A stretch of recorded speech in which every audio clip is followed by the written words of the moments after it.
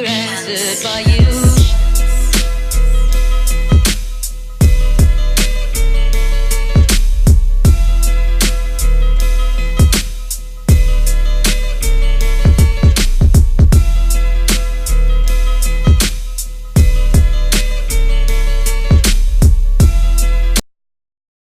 These last forever wishes, and I could make days last forever wishes. I could save time in a bottle wishes, and I could save time in a bottle wishes. Bulg Productions. Dream. Come. All right.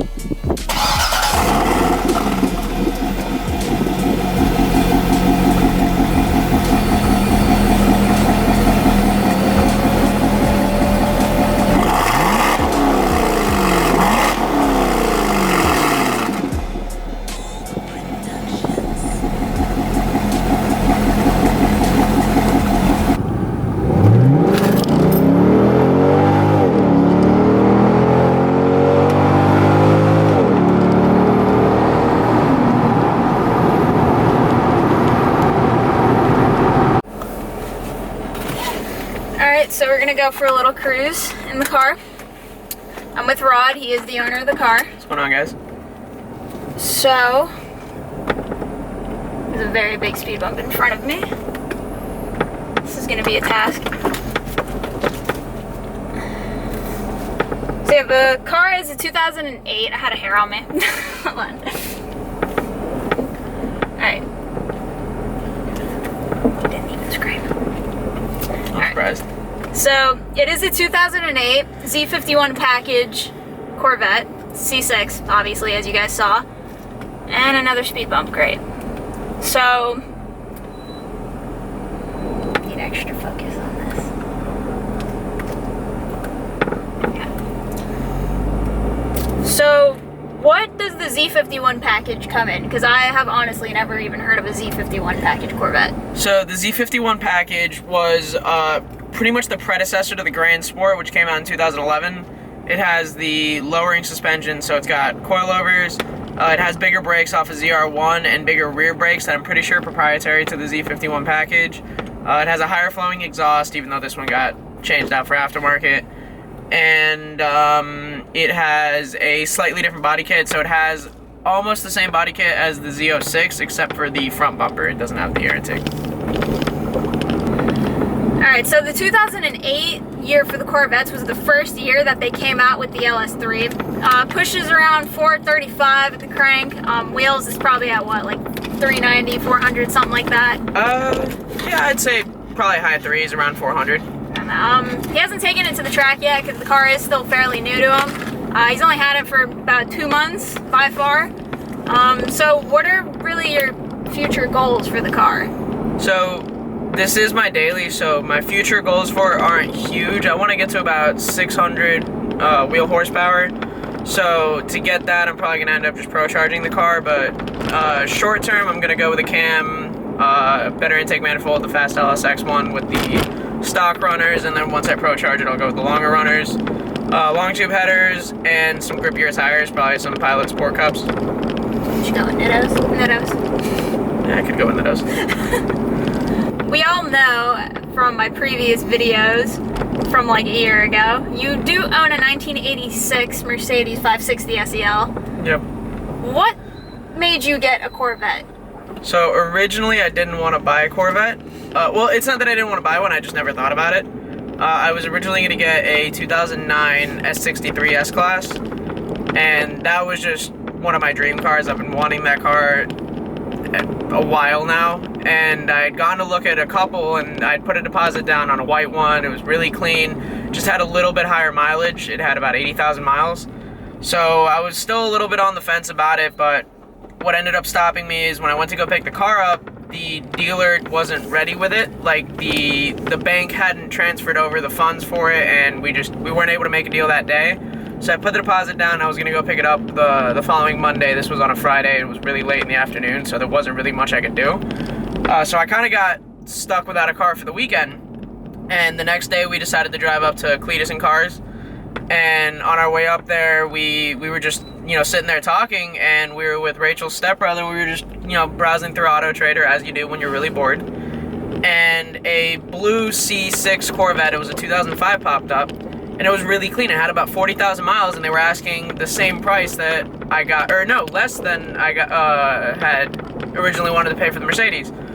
So when I saw that, I was like, you know, I can get a Corvette for a pretty good price, and they're really nice cars. And as you guys know, Cletus builds some badass Corvettes, so it just kind of fit the bill. When we went over there, we saw Ruby run a fucking 9-second pass. Cletus ran an 8-second pass with Leroy, so I was just like, all right, you know, this Corvette thing, like, they're onto something here. And I've always bashed on LS's, saying, you know, everyone ends up building one and this and that, and then I turned into everyone. So when I got home on Monday, I just took the deposit back for the Mercedes, and I just, you know, I told them, listen, it's not going to work out, I'm going to go look for something else. And I just started browsing around, and I found a couple. I went to go look at the blue C6, and when I drove it, the car was in pretty rough shape, but it was really cheap, so I had originally wanted to get that. It was a stick shift 2005, but it was an LS2, and I found a couple LS3 cars. I went to go look at them, and just none of them really fit the bill. 2 of them were kind of beat, the other one was pretty high mileage. And then right when I just about said, all right, you know what, I'm just gonna go with my gut and get a Mercedes, this one actually got emailed to me by my bank, who said, we just found a car that meets your criteria. It just came in today to a Chevy dealer in Del Rey.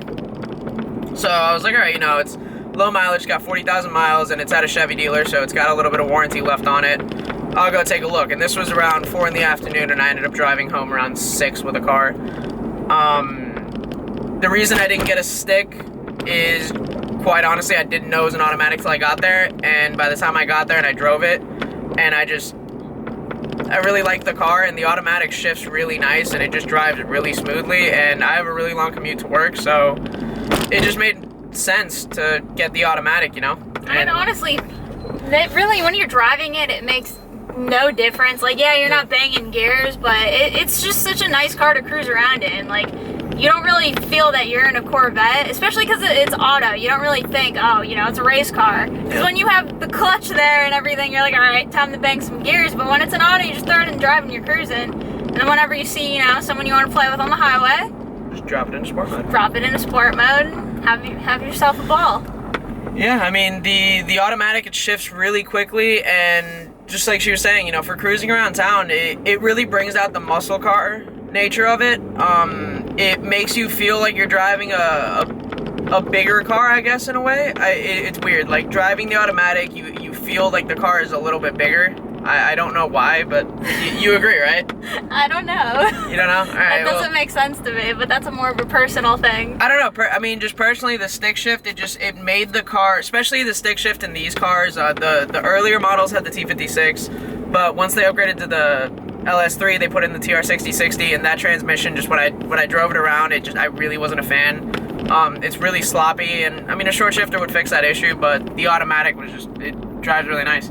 Like, it was pretty much too much of a good car to pass up on. Just that too, yeah. I mean, it was Z51 package, low mileage, and really clean, had a warranty, so it was just, the only downside was it was an auto, but I mean, I ended up liking it anyways. Alright, so now that you're an LS fanboy, what do you think about them? I really like it. It's I like really, it a lot. I like it a lot. It makes a lot of horsepower, and it's just really smooth. But when you put your foot down, it kicks you in the back. It's not like a high horsepower JDM car, which is what I'm used to. And it's definitely not like a Mercedes, where when you put your foot down, you're just expecting to end up somewhere in a machine shop or a mechanic shop. It feels sturdy, and I understand why people end up building them. They're just really reliable engines. They are bulletproof, and they make good horsepower for the money. Yeah, you just don't feel guilty about just beating it. Like, it enjoys it. It's like, I want to be beat. In my experience, like, even with my Mustang, for any kind of, like, American V8, like, they run like crap when you baby them, in my opinion, or my experience. So when you beat on them, they're just like, all right, I'm doing what I'm made to do, and no check engine light. That's true. Yeah, actually, this car, it has a SLP Blackhawk intake and a Corsa exhaust, and because of the intake and the bigger throttle body, it threw a check engine light, but surprisingly, when you mash on it hard enough and you hit enough of an illegal speed, the check engine light will go away for a couple days. And it'll come back if you baby it. So, if you have a Corvette, beat on it. So, back to your Mercedes. What happened with that? Why are we not... So, the Mercedes had apparently 93,000 miles, according to the Speedo, which stopped working sometime in the 90s. That car was awesome. I got it for $600, and to this day, it's still my favorite car. I like it better than the Corvette, better than any car I've ever owned. That car was awesome. It drove me everywhere I needed to go, except for home one time. And yeah, it was a bulletproof car. It sounded pretty good. It was slow as dog shit. But what ended up happening to that car was I was driving around one night with a buddy, and as you do, you end up at McDonald's at 3 in the morning in the drive-thru. And I guess for some reason it started overheating. I have a feeling that the coolant was either something was clogged in the coolant lines, and the car started getting a little hot. And I didn't notice it until we had got into the drive-thru. We were sitting there for about 20 minutes waiting on it because there was just so many people. And the car started getting really hot, and I had nowhere to go because I was boxed in by a curb on one side, a car in front of me, and a car behind me. So I just kind of had to sit there, and I turned the car off and let it cool down a little bit. And then, you know, we left the drive-thru, and we pulled into a parking lot, and we just kind of let the car cool off. And when I popped the hood, I saw a bunch of the coolant had puked out. And I saw it puking out through the overflow, so I just figured, okay, you know, for whatever reason, it's overheated and puked out coolant, which is normal. And by the time the car cooled off, it took about 30 minutes. I drove it home. The car was completely fine. It got a little hot by the time I was getting home, but, you know, everything was good. So I just kind of let the car sit overnight, and then the next day I woke up and I went to go turn it on, and the car turned on perfectly normal. I didn't really think about it too much. I was just like, all right, you know, it's an old car. Shit happens. It didn't make any weird noises on my way to work. Drove me there, and that's, you know, it was a good 5 to 6 miles at the time. And the car had just, you know, warmed up to a normal temperature, and when I got to work, it was fine. And then leaving work around noon, I came to pick her up, which is right down the street. And on our way home, we got caught in some bad traffic, and the car just overheated again, exploded very badly, and puked out the rest of whatever little coolant was left in it. And by the time I got home, it was ticking like a sewing machine, and it was just, you know, game over for the Mercedes. It still ran and drove, and the AC was still piping, but the motor was knocking, and just, it was done. So let's see if you guys can settle this debate between him and I. I say he should put like an LQ4 and LQ9 into it. Junkyard motor, just do, you know, kind of what I'm doing with the Mustang. Throw that in there. Or he wants to put like a 2J in there. I think it'd be cool too, but the car came with a V8, and being that the 6 liters are just, they can make so much power, especially when you put a really nice cam in it, it'll fit the car very well.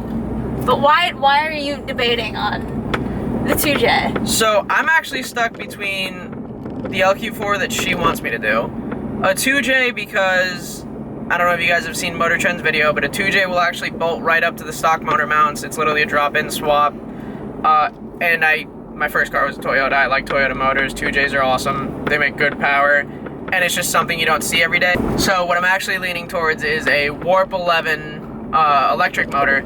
If you go to EV West, you can get 2 Warp 11s with a 2-speed power glide for, I think it was $9 grand.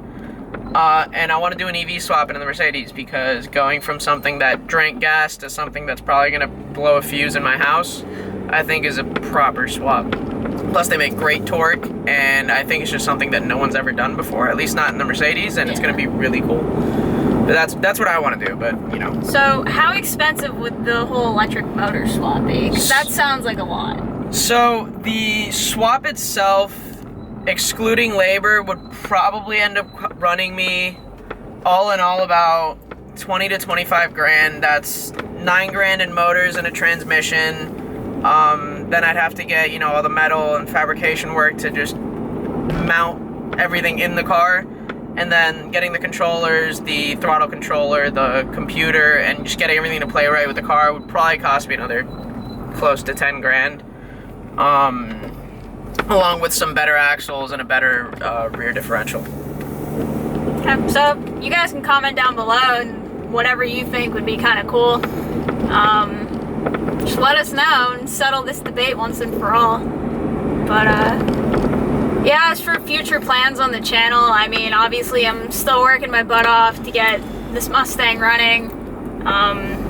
Just waiting on the machine work, and after that I really just got to order the master gasket kits and rods and pistons, slap those in, and the motor will be done. And really that's left is just small things like fuel system, transmission. That's not really a small thing, but just all small things like that. So it's just buying the transmission, so it's not really a big deal. Yeah, and also just finding somewhere to do it. But I'm really hoping by next like couple of months I'll actually start doing work to the car, as me just saying I'm gonna do this and that. So I'll have some more content.